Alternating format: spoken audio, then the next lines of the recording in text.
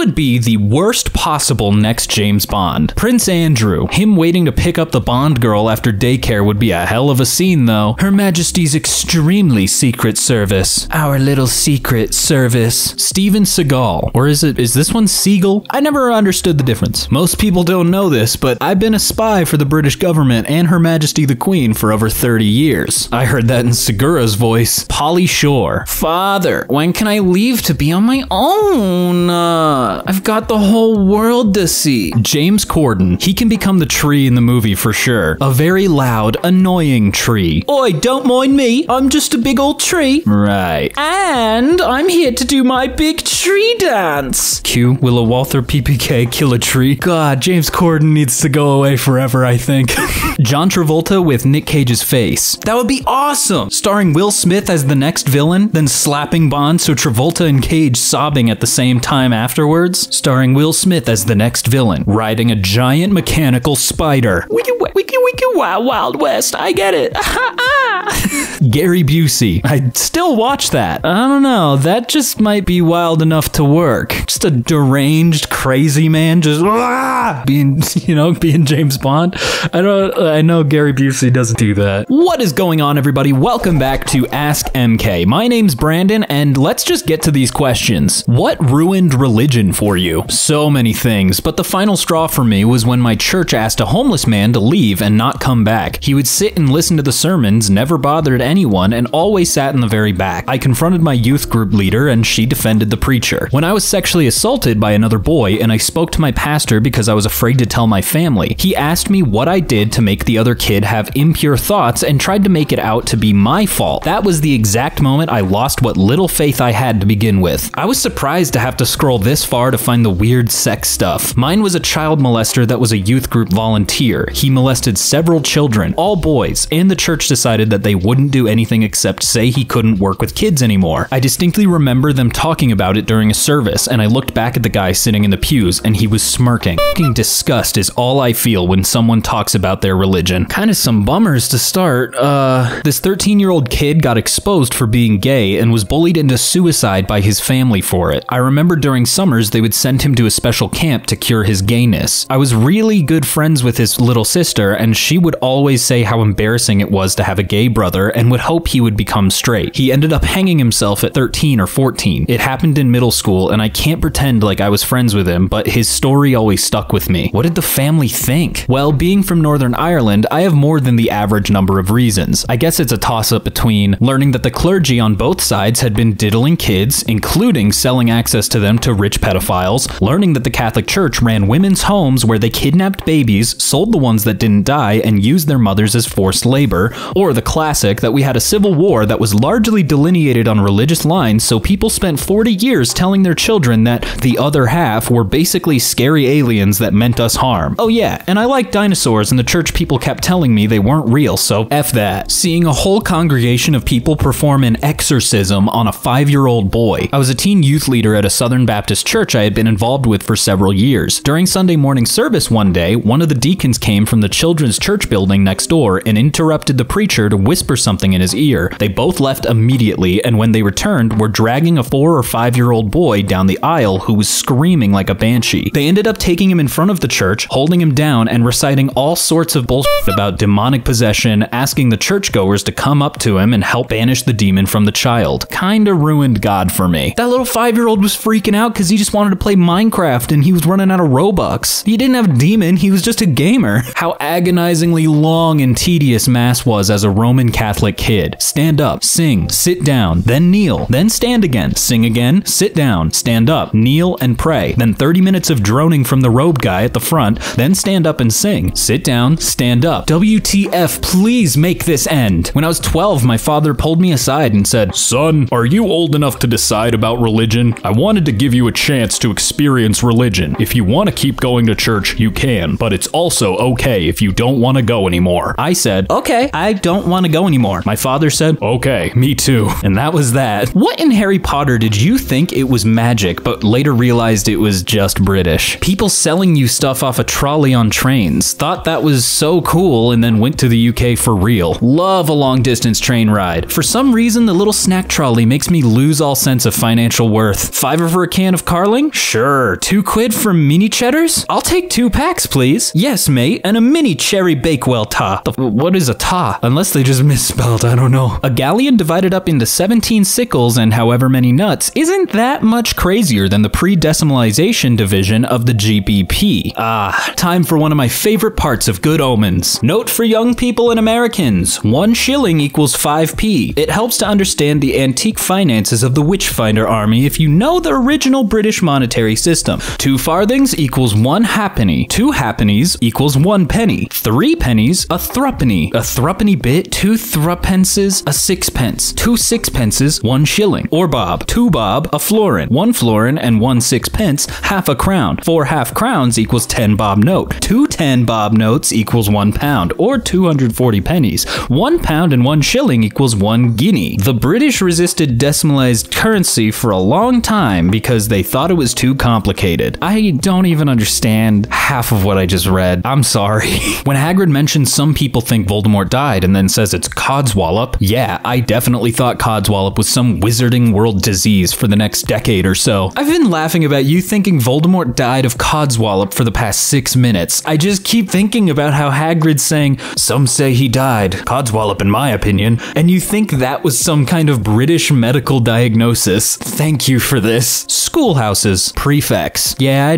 I thought all of that was fake. Bezoars. I mean, in real life, they aren't going to cure you of anything and are probably the result of bad issues, but Harry Potter was the first place I heard of them. First place I learned of them is from Terraria, where they immunize you against poison. Need it for the Ankh charm. Prefects. Houses at school. I first read Harry Potter when I was 11. Read it several times since then, but only when I reached 29 years old did I find out, almost by accident, that houses were an actual thing. It blew my mind. Just to make sure, I do mean Slytherin and all, not the thing where you live. I know those aren't real. Edit. I don't mean that houses where students live don't exist. It was a joke, albeit not great. Edit 2. I'm not from the US. I have never lived there. I'm from Europe and I haven't heard a fellow European, except UK or someone in a British school abroad, telling me about houses yet. What is the unspoken rule of Reddit? On controversial topics, check controversial comments. More like sort by controversial on every single post. Some posts are the exact same answer 1,000 times over and you are stuck in the black hole of scrolling. Don't tell your friends and family your username. Bah, I use the same username pretty much everywhere on the net and have done so for 21 years. So far, no one's yet been bored enough to search my username and discover what random, incomprehensible gibberish I've polluted cyberspace with. Don't share your life history on Reddit because it always remembers everything you posted. Delete it. They will know too much. They already know too much, but I'd remove that link. People will check your posts and comments, so do them accordingly. Wow, your sister's talented. Thanks, lol.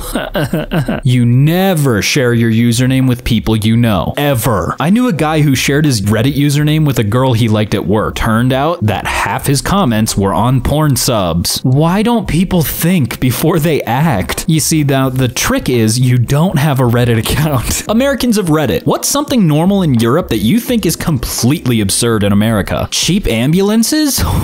No way. I want to spend 10K just to go to the hospital. Once in Italy, I saw some phone sex ads on late night broadcast TV. You know how ours have a woman in a bathtub saying, "Ooh, call me." Theirs had 2 nude women going at it with a phone number at the bottom of the screen. I'm like, what do I need to call for exactly? I remember seeing some ads for some in the US when I was a kid, but it's probably fallen out of favor right now. I just remember being confused because it was just like clips of people hanging out in a bed or in a hot tub and vaguely saying to call a number to have fun. And this was on like a regular channel. I remember seeing those on like MTV, but they were always like terrible. That and ringtone ads. Lack of window screens. Last time I was in Italy, I accidentally left my hotel room window open. That night, I spent an hour killing mosquitoes in the room and still got 20 plus bites. Yeah, I still haven't figured that one out in places that keep windows open near year round. Stop the bugs! Thousands-year-old buildings around you. Here in America, if you mention a house was made in the 1800s, you get an astonished look. Friends of mine in Switzerland live in a medieval house, just underneath a castle. Buildings whose foundations are in water water. Hamburg, Venice, etc. I would be terrified. Actually, the center of Amsterdam is completely built on wooden piles because the wet and soggy soil cannot support buildings. The Dam Palace uses 13,681 wooden piles, for example. The piles have to be underwater to be conserved. A low water table spells trouble as the piles may start rotting. Paying to use the bathroom in a shopping center. I always thought that was absolute bull. It's not even like they're especially nice or anything. Having to pay to get into a piss-drenched hellhole really isn't cool. Even a fancy one is an effing toilet, not a ride on a roller coaster, and shouldn't cost money. Glad that's apparently not a thing in the US. I had to pay for TP in Chile. The BR was free, the TP was not. I really was quite astonished. What's the unwritten secret to a happy life? Your health. You can have everything you want, but your health can easily make all of that meaningless. My Korean friend said, you lose money, you lose a little. You lose a friend, you lose a lot. You lose your health, you lose everything. My grandma always says, if you have your health, you have everything. I'm taking mine for granted currently. Yeah, I'm right there with you, my friend. Stop comparing yourself to others. Social media is directly opposed to this rule. This is a big one. Comparison is the thief of joy. I forgot this. Thanks for the reminder. Realistic expectations and a grounded self-image. So fantasizing about being a powerful Jedi is bad? As long as you don't fall to the dark side, then it's good. Life is life. I don't know what that one means. Stop trying to impress people you don't actually care about, especially with capital you don't have. My dad used to put this another very similar way. People buy things they don't want with money they don't have to impress people they don't like/don't know. Isn't that from Fight Club? I have no idea. It's just what my dad used to tell me. Also, shush, don't talk about Fight Club. Take care of your health. Find something you like doing. Find people you like spending time with. Eat some good food. See the world a little. Be good to others and try to be grateful for the things you do have. This is a very comprehensive and valuable list. When no one's looking and you're walking down a long, empty hallway, spread your arms out and run around making airplane noises. Underrated comment. What movies haven't aged well? Eraser. Thought it was cool. Showed it to the wife and she laughed hysterically at the whole movie. On the other hand, True Lies still holds up surprisingly well. Shoots terrible CGI alligator. Your luggage. That's my sound for the laughing crying emoji. That one where John Wayne plays Genghis Khan, the Conqueror. One of the worst movies of all time. And the most terrible thing is, it was mostly filmed downwind of a nuclear test site. Then, the producer, Howard Hughes, had tons of dirt from the same place shipped back to Hollywood so the color would match. A huge percentage of cast and crew died of cancer that they contracted at a young age. The Duke, of course, got lung cancer, all for that stinker of a movie. Not a super popular movie, but when I was a kid, I loved a movie called Surf Ninjas. Mostly because we had the VHS, so it was better to watch when homesick than daytime TV. I rewatched it recently with my son, and dear God, it is bad. Just really cheesy and not nearly as funny as I remembered, even with Leslie Nielsen being in it. My son roasted me hard for liking that movie. Lol. Just saw this last night with the ladies in my family. 7 Brides for 7 Brothers. Those ginger fellas literally went one by one and abducted the hottest chicks from some town, then held them hostage for months until, through Stockholm Syndrome,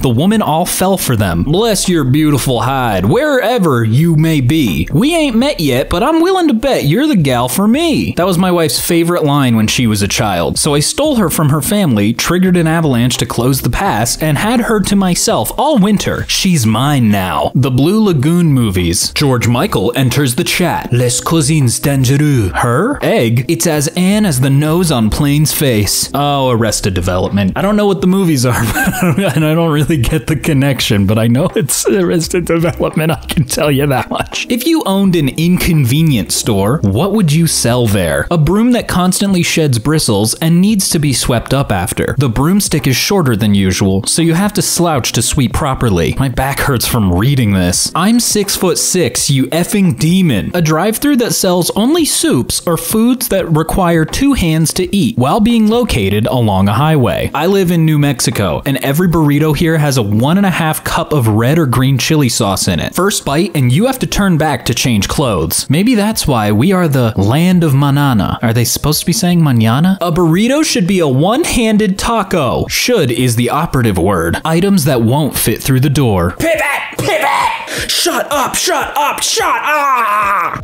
Pivot! Shut up! Shut up! Shut up! Hopefully that was a good Friends joke. Phone chargers that have a loose connection from the get-go. Chargers that discharge your battery. Dischargers! Like at the airport. Socks that come in packs of 3. Not 3 pairs, just 3 socks. I wouldn't mind an odd number in a large pack. It's like a backup for when you lose one. Your rational optimism disgusts me. Me grabbing a Dentine Ice gum pack in the car, hoping that it's not empty. Just maybe there's one more. What has traumatized you for life? I am not excited to see these answers. Worked night shift in a trauma center years ago. Right before shift change, we got a call from EMS. They were bringing us a patient after a motor vehicle accident with CPR in progress. Turns out it was one of our coworkers on her way to work. EMS got a pulse back, but she died a few days later. I'll never forget the quiet shock trauma room when EMS rolled in with her. I'll never forget taking her off the Lucas device, a machine that does the chest compressions part of CPR, and feeling the frigidity of her hands, seeing her familiar scrubs, her work badge, her signature nursing shoes. That's so awful. It always hits hard when it's a coworker on the other side. I've lost 2 coworkers in the last few years. One due to a sudden cardiac death, and very recently one was shot and killed. God, I don't like this question. I saw a horrible car accident happen last year. I was the first one to the scene. The driver of one car wasn't wearing a seatbelt. I sat with him, tried to get him talking, monitored his breathing, looked for bleeding. Somebody else called 911. He stopped breathing in my arms mere seconds before help arrived. They weren't able to save him. Bless you for that. At least he wasn't alone. Get help if you think you need it. These ones are really gonna keep bumming me out, huh? I was 14 years old when I saw my 3-year-old baby brother's head crushed under the front tire of a car. I'm now 63 and have decided that I should deal with it rather than denying that it messed me up. I hate these questions. This almost broke my heart in half. I'm so sorry you and your family went through that pain. It made me shiver. How broken can one get after this? Oh, I'm so sorry. Much love to you. While I was an EMT, I saw a lot of It's not the gore or death that hits you hard. For me, it was this 70-year-old lady whose husband had a pretty major stroke and wasn't responding. She was crying and telling him he couldn't leave her and she didn't know what she would do without him. She begged us to help him, but there wasn't much we could do. We got him to the hospital, and shortly after my shift ended, I went home and cried for a good 2 hours. She reminded me of my grandma, and my grandpa is heading down a similar path. I changed my career that year as I came to realize I'm too empathetic for that job and it was affecting me negatively. Dad, who lived alone at the time, took his life with a firearm in the tub. My mom and I cleaned it up. I was 19, almost 25 now, and it affects me every day. Mobile, apologies. Edit. Damn, I wasn't expecting so much feedback. I struggle with replying, so I'll blanket a few things. First of all, thank you everyone for the kind words. I have been on a long therapeutic psychiatric journey since and am doing better these days. I really don't want to undermine my mother here since we are now very close and she's one of the very few of my tiny support system, and it just wouldn't be helpful to place blame on her. For those of you asking why she would let me help, herself and my older brother were trying to keep me from seeing the scene at all since my dad and I were particularly close. My adult brother was supposed to help her but essentially got sick before even starting. My mom was prepared to do it by herself and I wouldn't let her. Plus, she didn't know that I had peaked before I found out it wouldn't get cleaned automatically by a special team. And yes, the service is not automatic. We hardly had enough for the cremation alone, and the cleanup would apparently have been almost double according to my mom. My dad was also poverty level. Good eye those of you who called that this happened in the good old USA. So sorry for those of you who can relate. My heart goes out to you. Edit. Please don't kill yourself. I worked in a retirement home for 2 years as a medication aide / caregiver. The last 6 months of my journey there, I was placed on the dementia / memory care floor. There was one patient in particular that I got very attached to and would do everything for her. Bathing, feeding, changing, going to bed, etc. She didn't have any living relatives, so I treated her like my own family. One night, as I was feeding her dinner, she started showing signs of a seizure. I immediately called 911 and held her body in the correct position, waiting for them to arrive. The look of pure terror in her eyes as the life faded from her body is now seared into my brain. She died in my arms and was declared DOA by paramedics. I no longer fear death. I fear getting dementia. What noticed something dumb people love, but smart people hate? There's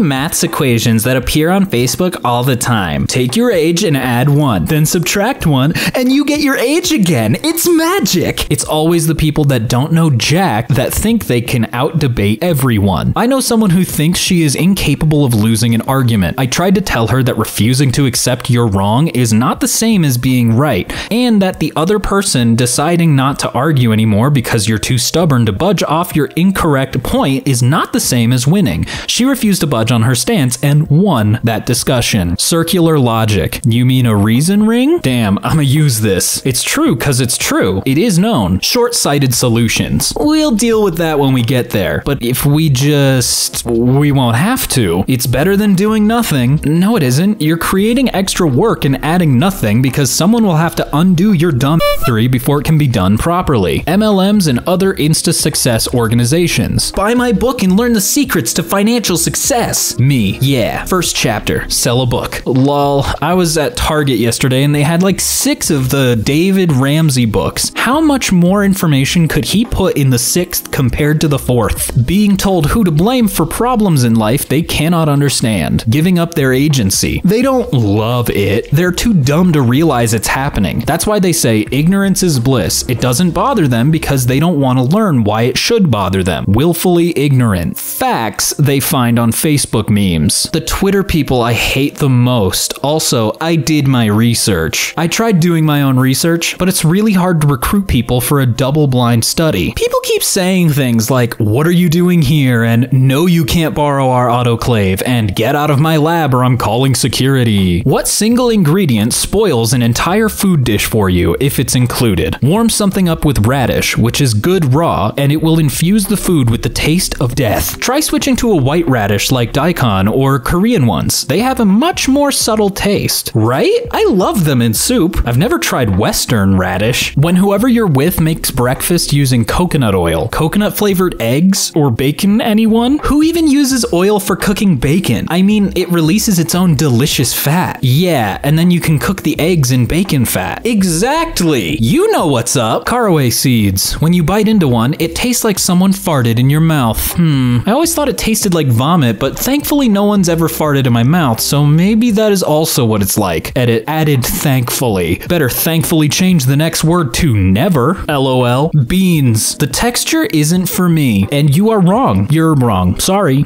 Jello. Might be a white person thing, but at every single family gathering I've went to, there was some kind of dessert that would have been great if Jello wasn't added. They always effing add the Jello. Not even the good kind either. Always the worst flavors. What is a Jello salad? Why does a Jello salad exist in the first place? Nobody ever touched the Jello salad. Never stopped them from making it though. Year after year, family gatherings were tainted with my disgust for Jello salad. I stopped going to my family gatherings a few years back. I couldn't take the unbearable encounters with the cursed dessert any longer. I have a couple friends from Saudi and they're obsessed with Jello, which I'm kind of confused about because it's made with gelatin and it's not halal. One of them said they get some from the Middle Eastern store, not sure about the others, but they love it. Anytime they have a big dinner or party, they have Jello, like every time. Usually they have it made with like a whipped cream topping on top with strawberries or something. Miracle Whip. Sandwich kicking flavor, my Swedish and bland, like tasting beige. Wait, is this a sandwich thing? Sounded like whipped cream and I'm so confused. It's a mayonnaise substitute. I don't think I've ever had Miracle Whip, so I can't even weigh in on this one. Celery. Never in my life have I had a craving for crunchy, stringy water. I love crunchy, stringy water so much. LOL. I like crunchy, stringy water with peanut butter. You know, in like preschool, they used to do that thing like ants on a log. They'd put peanut butter in it and then put some raisins on top.